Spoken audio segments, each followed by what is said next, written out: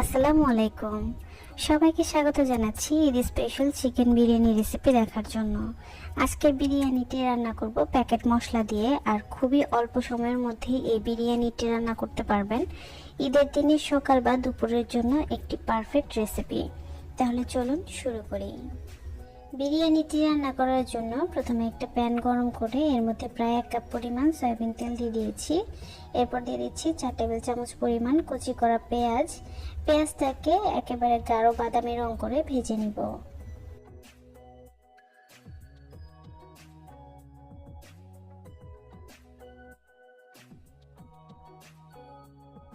পেঁয়াজটা ভাজা হয়ে গিয়েছে, এর মধ্যে রসুন বাটা দিয়ে দিচ্ছি 2 টেবিল চামচ, আদা বাটা 2 টেবিল চামচ, চিলি সস দিয়ে দিচ্ছি 1 টেবিল চামচ, আর টমেটো সস দিয়ে দিচ্ছি 1 টেবিল চামচ। বাদাম বাটা দিয়ে দিচ্ছি এখানে 1.5 টেবিল চামচ। এখানে আমি কাজু বাদাম বাটা ব্যবহার করেছি, আপনারা যে কোনো ধরনের বাদাম বাটাই ব্যবহার করতে পারেন। সবগুলো মশলা তেলের মধ্যে আমি এভাবে একটু নেড়ে মিশিয়ে নিচ্ছি। এরপর দিয়ে দিচ্ছি বিরিয়ানি প্যাকেট মশলা থেকে প্রায় 3 টেবিল চামচের মতো। এখন মশলাটাকেও মিশিয়ে নিচ্ছি।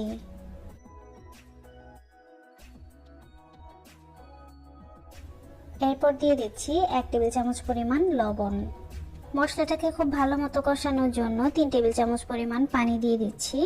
পানিটা মশলার সাথে মিশিয়ে দিচ্ছি আর রান্না করব একেবারে শুকিয়ে যাওয়া পর্যন্ত। পানিটা শুকিয়ে গিয়েছে, তেলটা উপরে চলে এসেছে। এখন এর মধ্যে কাঁচামরিচ দিয়ে দিলাম 3টা, আস্ত অবস্থায় দিয়েছি। এরপর মাংস দিয়ে দিচ্ছি 800 গ্রাম। আপনি যদি ঝাল বেশি খেতে পছন্দ করেন তাহলে মরিচগুলোকে একটু ভেঙে বা কেটে দিতে পারেন। মাংসটাকে মশলার সাথে খুব ভালোভাবে মিশিয়ে দিতে হবে। এখন আমি ঢেকে রান্না করব 7-8 মিনিটের জন্য। চুলার আঁচটা লো টু মিডিয়ামে থাকবে। ঢাকনা তুলছি 8 মিনিট পরে। মাংস থেকে পর্যাপ্ত পরিমাণে পানি বের হয়েছে, আর এই মাংসটা রান্না করার জন্য অতিরিক্ত কোনো পানি ব্যবহার করার প্রয়োজন নেই। আমি নিচের দিক থেকে একটু নেড়ে আবার ঢেকে রান্না করব পানিটা শুকিয়ে যাওয়া পর্যন্ত। পানিটা শুকিয়ে এসেছে, তেলটাও কিন্তু উপরে চলে এসেছে। এখন আমি মাংসটা চুলা থেকে নামিয়ে রান্নার পরবর্তী ধাপে চলে যাচ্ছি। চুলায় একটা প্যান গরম করে এর মধ্যে আধা কাপের থেকে একটু বেশি পরিমাণে তেল দিয়ে দিচ্ছি। দিয়ে দিচ্ছি 2 চা চামচ পরিমাণ ঘি। এরপর দিয়ে দিচ্ছি হাফ চামচ পরিমাণ জিরা, এটা অপশনাল, আপনি চাইলে দিতেও পারেন, আর ভালো না লাগলে স্কিপ করবেন। 4 টুকরো দিয়ে দিচ্ছি দারচিনি, 5-6টা দিয়ে দিচ্ছি এলাচ। পেঁয়াজ কুচি দিয়ে দিয়েছি 2 টেবিল চামচ। পেঁয়াজটাকে হালকা একটু ভেজে নিতে হবে, একেবারে ব্রাউন কালার করে ফেলবেন না, তাতে করে কিন্তু বিরিয়ানির রংটা নষ্ট হয়ে যাবে। 1.5 টেবিল চামচ রসুন বাটা, 1.5 টেবিল চামচ আদা বাটা দিয়ে দিচ্ছি। আদা রসুনটাকেও পেঁয়াজের সাথে একটু ভেজে নিতে হবে।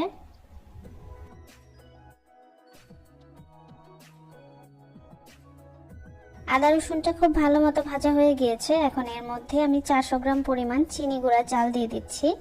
আমি 15 মিনিট আগে চালটাকে ধুয়ে রেখেছিলাম। এখানে যে কোনো ধরনের সুগন্ধি পোলাওয়ের চাল ব্যবহার করতে পারেন। চালটাকে এই আদা রসুনের সাথে বেশ খানিকক্ষণ সময় নিয়ে ভেজে নিতে হবে। চাল যত সুন্দর মতো ভাজা হবে, পোলাও বা বিরিয়ানি অথবা খিচুড়িও যদি রান্না করেন তাহলে কিন্তু ঝরঝরে হবে। এরপর দিয়ে দিচ্ছি 1 চা চামচ পরিমাণ লবণ। কিশমিশ দিয়ে দিচ্ছি 4 টেবিল চামচ। আর চালের দ্বিগুণ আমি পানি দিয়ে দিচ্ছি। আর এখান থেকে কিছুটা পানি আমি আগে তুলে রেখেছিলাম, সেই পানিতে 3 টেবিল চামচ পরিমাণ পাউডার দুধ গুলে নিয়েছি, সেটা এখন দিয়ে দিচ্ছি। এখন সবকিছুকে আমি খুব ভালোভাবে একটু নেড়ে দিচ্ছি। আজকের বিরিয়ানিটা রান্না করার জন্য আমি 800 গ্রাম মুরগির মাংস ব্যবহার করেছি, হাড় এবং সলিড মাংস সহ। আর 400 গ্রাম পরিমাণ আমি চাল ব্যবহার করেছি। আপনারা খেয়াল রাখবেন কোনোভাবে কিন্তু চালের থেকে মাংসটা যেন কম না হয়। বিরিয়ানির মধ্যে গন্ধের জন্য আমি 3টা আস্ত কাঁচামরিচ দিয়ে দিয়েছি, আপনারা চাইলে একটু ভেঙেও দিতে পারেন। চালটা এরকম ভেজা অবস্থায় থাকতেই আগে থেকে রান্না করে রাখা মাংসটা দিয়ে দিচ্ছি। এতে করে কিন্তু মাংসের মশলাটা সম্পূর্ণ বিরিয়ানিতে খুব ভালো মতো মেশানো যাবে। মাংসে থাকা এই মশলাটা চালের সাথে যত ভালোভাবে আপনি মেশাবেন, বিরিয়ানিটা খেতেও কিন্তু ততটাই ভালো লাগবে। এখন এর মধ্যে 6-7টা আলু বোখরা দিয়ে দিচ্ছি। এরপর খুব ভালোভাবে মিশিয়ে দিচ্ছি।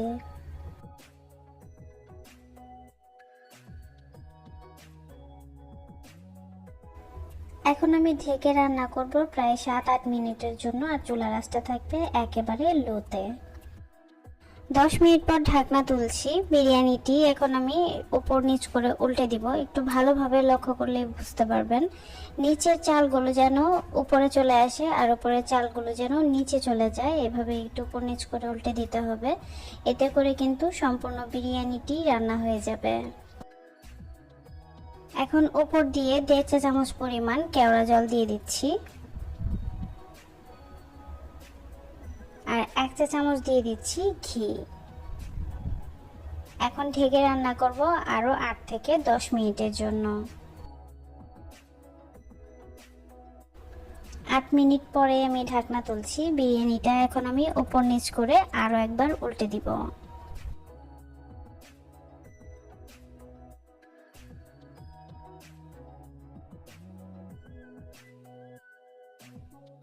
এখন আমি এখান থেকে একটা চাল তুলে চেক করে দেখাচ্ছি সেদ্ধ হয়েছে কিনা।